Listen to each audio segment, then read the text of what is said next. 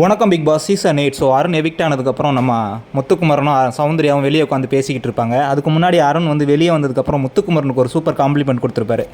So என்ன அப்படின்னு பார்த்தீங்கன்னா, ஜெயிக்கணும் அப்படின்னு வெறித்தனமாக ஓடுற ஒரு இளைஞனை பார்க்கணும்னு நினச்சிங்கன்னா அது முத்துக்குமரன் தான் அப்படின்னு சொல்லியிருப்பாரு. பார்க்க பயங்கரமாக இருந்துச்சு அது கேட்குறதுக்கு. ஸோ இவங்க சௌந்தர்யாவும் முத்துக்குமரன் என்ன பேசிக்கிட்டு இருக்காங்கன்னா, முத்துக்குமரன் கேட்குறாரு சௌந்தர்யாட்ட, நீ வந்து அருண் போவார் அப்படின்னு நினச்சியா அப்படின்னு கேட்குறாரு சௌந்தர்யாட்ட. சௌந்தர்யா சொல்கிறாங்க இல்லை அப்படின்னு வந்து சொல்கிறாங்க. முத்துக்குமரன் சொல்கிறாரு, அவர் வந்து ஒரு நல்ல மனிதன், போகும்போது ஒரு நல்ல மனிதன் அப்படிங்கிற ஒரு பேர் வாங்கிட்டு போனது எனக்கு ரொம்ப சந்தோஷம்.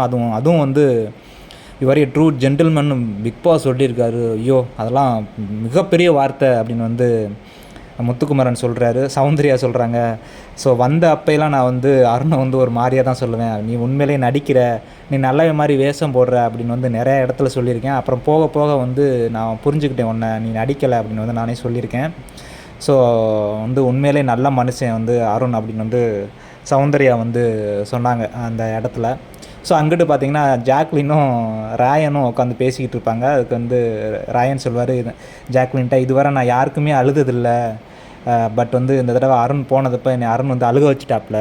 ஸோ அது வந்து என்னால் வேர்ட்ஸாக வந்து சொல்ல முடியல அப்படின்னு வந்து சொல்கிறாப்புல நம்ம வந்து ராயன். ஜாக்லின் சொல்கிறாங்க, அப்போ நானும் போனா நீ அழுவையில் அப்படின்னு.